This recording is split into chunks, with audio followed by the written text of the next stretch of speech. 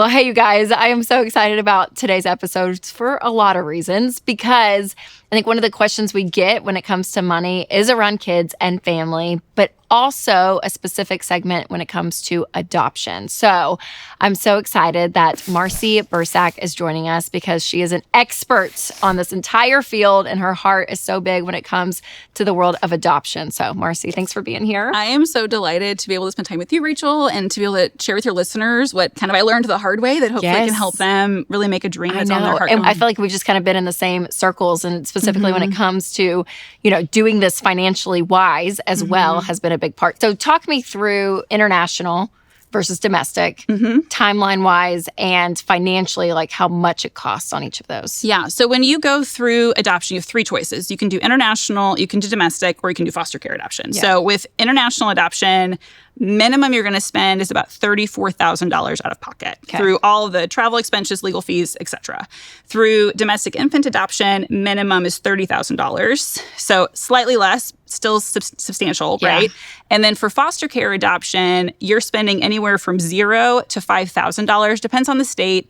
But all of that is then refundable through a federal tax credit. And then additionally, through foster care adoption, things like health insurance, dental insurance, typically states cover a significant portion until the child's 18. On top of it, some states even offer like childcare, so like before and after school programs, preschool, until the children are 13. So I often say that in the foster care space, this really has nothing to do with finances. Like it's not, can I afford this? It's really a question you ask with your heart of when a child's coming from a situation like this, can I really help them through this? And can I endure a lot of emotional things myself? For sure. Yeah. That's so good, because I do know, having a family is expensive, right? But even the process to get there for some people, depending on their journey, whether they're, looking to, do IVF, or they're looking, for infertility treatments, whether they're looking for adoption route. I mean, like all of these, to a point, some people say, oh my gosh, I just don't even know if we can afford to do this. And I don't know if I want to take the risk financially to try something that may not work out, right? So there's like all these questions. And I feel like that's what I get a lot in my line of work. And people like,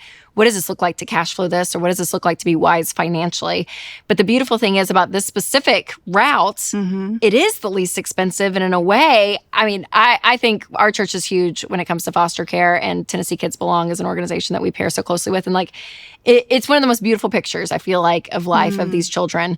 And all adoption is, for sure. But specifically in the foster care world, I'm like, there's something there. But what do you see the pushback for people when it comes to that specific lane when it comes to adoption? Yeah, well, there's stigma. And I'm just going to call that out. Like, there's just a stigma. And I think that's even where I feel so encouraged to go and share with people that yes, there's stigma, but it's not all true. Is there a bit of truth? Sort of, right? But in that, often what I hear families as I'm talking to them, and a lot of people similarly, I imagine, Rachel, that I hear from people that go the biological route, that kind of first trimester, you're really only talking to kind of your close friends and your significant other about anything you're thinking and feeling, because you don't want to tell everyone yet. And it's similar in the adoption space where you don't want to just tell everyone you're thinking this. And in fact, you don't want to just ask anyone questions because there's just a lot of judgment. You feel kind of weird to ask things like that, right? And so a lot of the common things I hear are things like, how do I know that I can handle emotionally connecting with a child that I'm not biologically related to, right? How do I know that I am capable of parenting? How do I know that I'm going to be equipped for all of the things that come up? And they're really healthy what ifs. I mean, John Deloney, right? He talks to us about fear is real and get knowledge. And so that's really where I encourage families is yes, these are real good questions. But oftentimes the questions that can kind of paralyze us are ones that are identical questions and fears if we were to have biological children. You have no guarantee so true that any of this is going to go one way or another. And a lot of it is just being humble, asking for help, whether you're learning from experts or you're talking to someone who's already gone down this path, or you're just telling a good friend, I just need a break, or I just need a hug. Advocating for yourself is really, really big in this space. And then a lot of it, too, is also addressing your own childhood wounds, because when you're in a relationship, usually one person tends to be gung-ho, and the other one's a little well, I sort of was on the same page with you, or I'm not exactly sure. And a lot of that is weighted, and I haven't done my own self-work where I need to process through my own wounds. So that can be a little bit of a barrier. And in fact, my husband was my first podcast guest, and there's a term called the reluctant spouse. So I was ready when we found the paperwork 5 years later, and he was kind kind of like, but I really love being single, like having no children. This is like, I have to give up freedom. And they're real things, right? Sure, it's real to recognize that like all of a sudden your life's disrupted by appointments and things that you have no idea how to predict. Yes. Oh, because it does. It can be an intimidating process to jump in. So what is like one of the first step or two for people if this is something that they're interested in, that they can kind of start going down this path? Yeah. Immediate step is check your heart. It's that simple. So, for instance, there's about 1/3 of people that pursue adoption for whether it's international, domestic, or foster care adoption. About 1/3 of people are impacted by infertility. And it's a real good motive, but at the same time, you've really got to check your heart of, am I going to be able to kind of grieving the loss of a dream I had, and can I set that aside so that I can help children that need help and not kind of project my expectations from that space. So it's really about you going, why am I doing this? Am I willing to kind of stick it out? Because no matter which path you take, there's a lot of ups and downs, and emotionally it's exhausting. And so it's you doing that heart work. That's the very first place to start. And I cover a lot of those questions in my first book, The Forgotten Adoption Option, is really you kind of sitting down, whether you're single or you're in a relationship, really talking through your why and making sure that like you're in a healthy spot to get started. That's so good. So I know state by state, right? Different laws when it comes to foster care. So on average, how many kids enter into foster care that never do get adopted or go back to their original parents or parent? Okay, here's the path of foster care. So just in case listeners are not as aware, children enter foster care because of abuse, neglect, trauma, or maybe there's like a loss, like a death in the family. So they're put into the system and the adults in their lives are supposed to get back on their feet and they're supposed to reunify. That's the entire goal of foster care. And that's the hope, right, for anyone. They're reconciled together. Yeah. Yep. 50% of the time, the children return. 50% of the time, they don't. So that's where we have children in foster care today. So of all of the children in foster care right now, 30% are adoptable, meaning they're not going back home. There's already been a legal process to that. To put a number to that, it's 108,000 children. So roughly state by state, like I think Tennessee right now, it's a little over 1,000. Where I'm at Missouri, it's roughly about the same. And so the math on it is really intriguing. It's something like if one person from each Christian church across the country did this, we'd have no children waiting to be adopted. Like it's very solvable. Yes.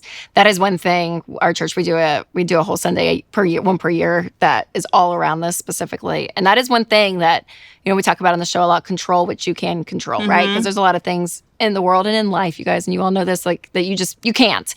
But there are things that can be solvable in the world, right? And, I think there's some daunting ones like world hunger or something like that it's like, oh my gosh, it just feels so big. And there's organizations that come around it that, try to help with the problem. But when you put the specific numbers to this specific need, it is amazing, that you can see that it is solvable. And I think one thing we talk about giving a lot on this show, that it needs to be a part of your financial plan overall. And that looks like money. In one case, I really do. I'm a firm believer in that. I'm like, you need to be giving away money because I think it just helps in your heart in this entire process of learning of how to get control of your money. But you can also give your time. You can give other things. In some cases, you can give your life, like in a really big way with this, or plugging in. And this is where other organizations do so well, you guys, that if, fostering, if you're like, oh my gosh, we're just not in a position to do that right now. There's organizations that we have this at our church that it's called the Wraparound Ministry. And if someone goes and becomes a foster parent, everything is taken care. Like people come around and take care of them. So whether it's their yard, their groceries, their meals, getting diapers, getting strollers, getting equipment, everything is done for them to help support in that way. And so I think that is one thing to think through creatively in any part of life when it comes to giving and serving, that, the call, that specific thing may not look like it for your specific life, but what are ways that you can support and love the people around you? So what are other ways, if people know, others in their community that may be embarking on this process, what are ways that would be a beautiful way for people to come and support foster families? Yeah, and I think you hit it straight on, that community aspect is so important. And some people, like if you're like an organizer starter kind of person, like please start this at your church. There's so much rich success around the country when churches do this, right? But if you're like, well, my church isn't big enough or that's not my skill, cool, right? Or even not in a church community, great. Right. Things you can do are offer to run errands, offer to make a meal. Sometimes families get a little bit less likely to say, oh, you can care for the children right now. They just need your support. Yes. And sometimes we don't have the words to tell you what we need. And so it's sort of a guessing game, right? But even just, hey, you want to go for a walk tomorrow morning? I'm going to get you a coffee while we're walking. Or, hey, we have all of these things. Would you like any of them? Or I'm going to go pick up one for myself. I'm going to get one for you too. I had a family when we were setting up our home. So our kids were in preschool when we met. And we had less than a week to prepare for them to move in.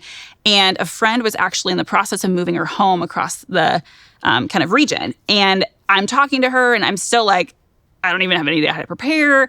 And she's pulling stuff out of her cabinets. And she's like, my kids are grown. Would you like a high chair? Would you like a this? And it was so incredibly helpful because I thought, well, I'll go home and think about this. And she was like, no. Like, I can help you right now. We'll just do it. Yeah. And that kind of friend to me is like so helpful because she didn't want anything for it. She was like, I'm going to get rid of this stuff anyway. So you can have it. I also had a neighbor whose relative worked for one of the major department stores. And I had a list of things we were still trying to get. So she was like, hi, I'd like to get those items for you. And we're going to get you the employee discount on those items. Oh, wow. So she ran to the store for me. So I had time to like tidy my home. I had a friend out of state that really wanted to like be there with me through all of this. And so I'm like cleaning up the home late at night, like probably 24 hours from me and my kids. And I get a text message and she said, I don't think about price. I need you to think about the thing you don't have that you wish you would have. And it was the sweetest thing. So and she good. said, don't even go shopping. Just tell me. And I was like, we don't have a rack for backpacks.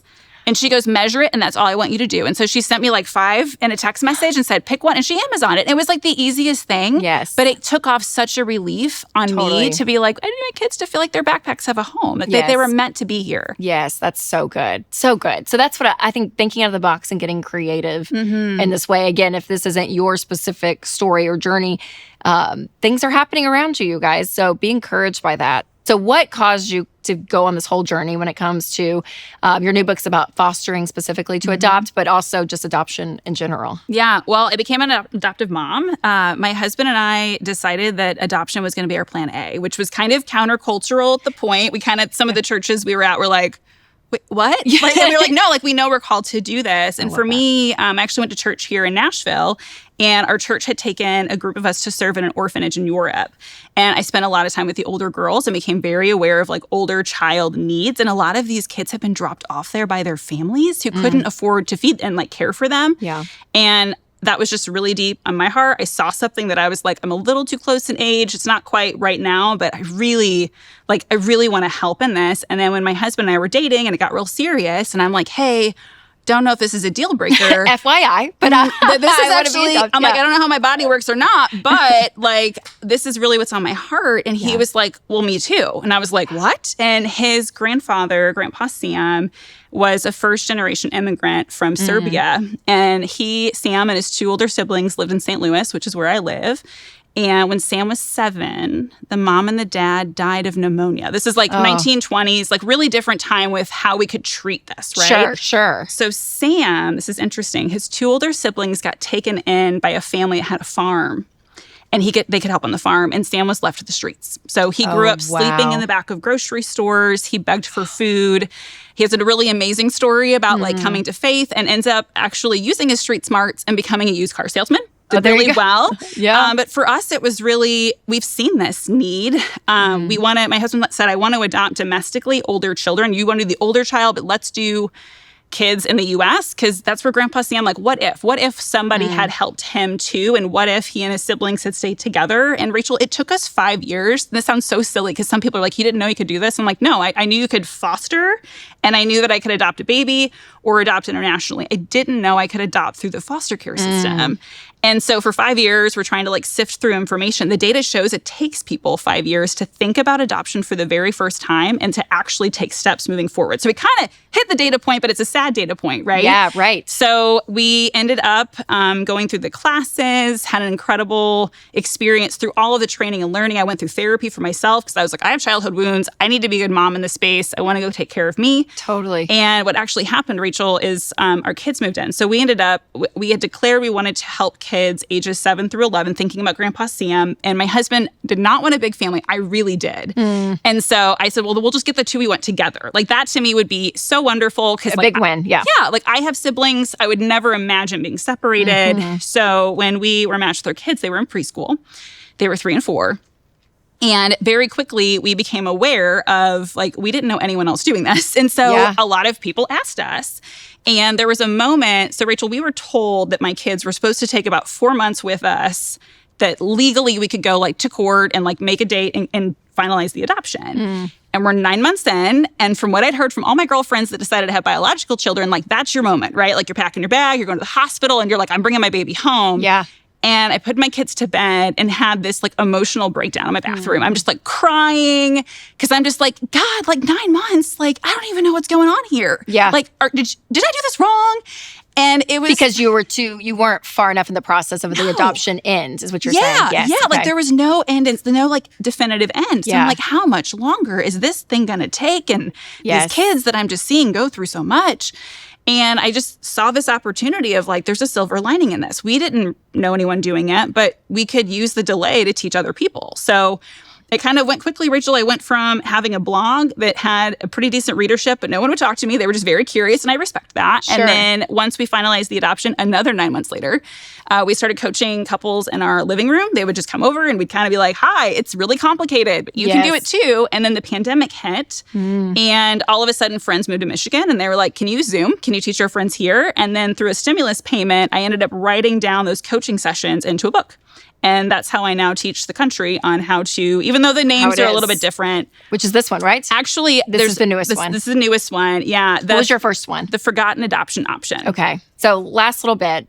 I really am a believer when you give and you serve, it changes who you are. And when you live a life of service, again, it can look all different ways, but for you, I mean, fostering, that's the ultimate act. I mean, that to me, that's like laying your life down and saying, oh my gosh, I'm going to take in vulnerable children who need a home. Like, it is mind-boggling. So what has it done to you, your husband, your marriage, when you live a life of service? How has life changed? To me, it was like we got on the bull and we held on, right? Like, we were like, okay, let's just see what happens with this, right? But I think for us, we now feel like helping people see that there are children that are adoptable in foster care is our family's ministry. And we, like, stumbled into it.